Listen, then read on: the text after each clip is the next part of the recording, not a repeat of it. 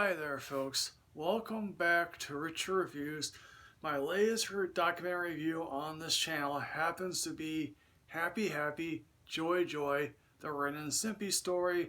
This is co-directed by Ron Cesario and Kimo Easterwood. This tells the spectacular rise and equally spectacular fall of John Kowalski, who was basically the head of Ren and Stimpy. To understand this story, you have to go back to the 80s, in which, oh yes, animation was lifeless, and basically, if you want to get an animated project on the air, you have to create a toy line for that animated program, and you have to sell toys, and if your product wasn't selling well to kids, your show would be taken off air. Even though, hey look, I love Transformers. Transformers was made to sell for kids. Or He-Man. John Kowalski grew up wanting to really animate. John Kowalski grew up with a, know-it-all father or father who really believed that fathers know his best. He had to sneak in comic books underneath his bed for whatever reason. And basically, he goes to Hollywood, he follows a girl named Lynn who becomes his girlfriend, and he found his Sumco. And when he gets, obviously, to Hollywood, there's obviously a writer's strike. As one would put it, the people that are there who work for Sumco just adore this man. Obviously, so the same people that revere Ed Wood. They just absolutely love the guy. Just like Ed Wood, he has a whole bunch of massive flaws. And obviously, he began pitching shows. Obviously, he was an animator for several different programs. He obviously pitched stuff to the networks. You obviously see footage of him just going wild with glee trying to pitch his material. And obviously, he then begins to pitch stuff to the fledgling Nickelodeon network. Executive is like, yeah, I like the Ren and Stimpy material better than the show that he was trying to pitch. For those uninitiated, Ren and Stimpy was a cartoon about a mean chihuahua named Ren and a dim-witted cat named Stimpy. Now, when it comes to Nickelodeon cartoons, Ren and Stimpy was never really my favorite. Now, if I were to watch Ren and Stimpy today, I'd be like, wow, how in the world did I watch this show back then and not be scarred for life? If I had to say to you right now what my favorite Nickelodeon shows, at least animated wise, were, I would say Rocko's Modern Life, Real Monsters, Doug. I actually love Doug. Even Rocket Power, and even SpongeBob. But Ren and Stimpy was just like, well, weird show. Yes, I remember Powdered Toast Man. I remember the log song. Everybody wants a log, something like that. Now, several years ago, there was a book called Slime, The Oral History of Nickelodeon, and there was a section obviously devoted to John Kowalski and the saga that was Ren and Stimpy. Because after the success of the first season, Nickelodeon executives ordered more episodes, and obviously that put a strain on John. And basically one guy here is like, unless you are South Park, it takes a good long time to get those episodes out. It takes a good 9 months sometimes. The same executive who helped get the program on air is like, I was looking at stuff that was either going over my head or it was like, no, you can't get this on air.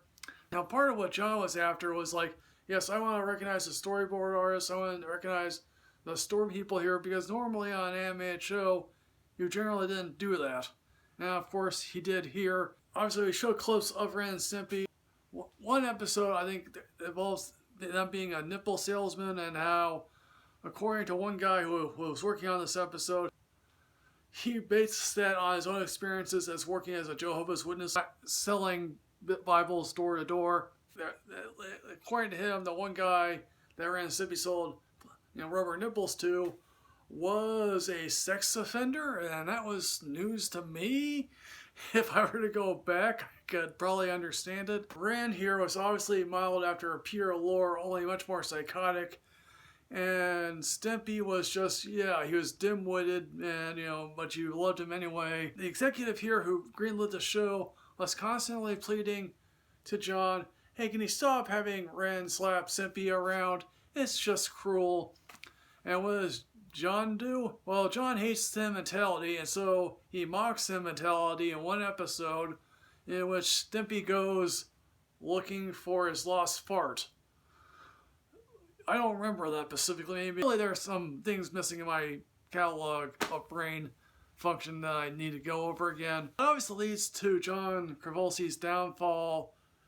It's in part of the fact that even when John and the animators were on all the time, they were constantly late with the episodes, and part of that was just John Kowalski's belief that he needed perfection. One of the more defining episodes, there are a couple other defining episodes, but the one defining episode that I remember, and sometimes I even quote along sometimes, is the invention episode. And Stimpy creates an invention, basically gets rid of the murderous impulses of Ren. And he then goes to a song that sings happy, happy, joy, joy, happy, happy, joy, joy. And that's a beautiful particular moment. And also there's one episode in which, Ren's teeth fall out. And even the bugs are like, yeah, dude, what are you doing? A lot of this artwork is indeed wonderful. But of course, at the same time, he began to feud with the network execs.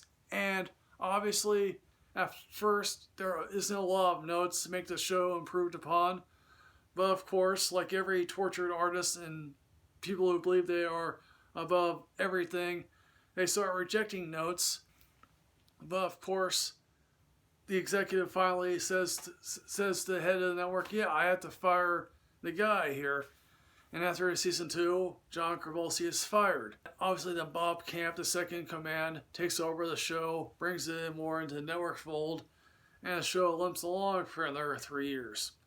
And Sumco, the production company, also limps along as well. John Kowalski does a bunch of other programs that are just not as well known. And obviously, another thing that broke the camel's back was an episode called Man's Best Friend. I never sought out that episode, but looking at this episode in snippets, it's like, wow, that is indeed cruel and unusual. And that episode happened to air in a revival series that happened to land on Spike. And obviously, the last few minutes are devoted to Robin Bird and her allegations against John Kowalski. And John Kowalski sort of admits, yes, I did Robin Bird when she was 16. Now, quite frankly, that should not be allowed. Granted, he had a lot of chaos surrounding in his life, and maybe this was just a result of that.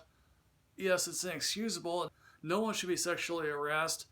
And obviously that brings up an odd issue involving the Me Too movement.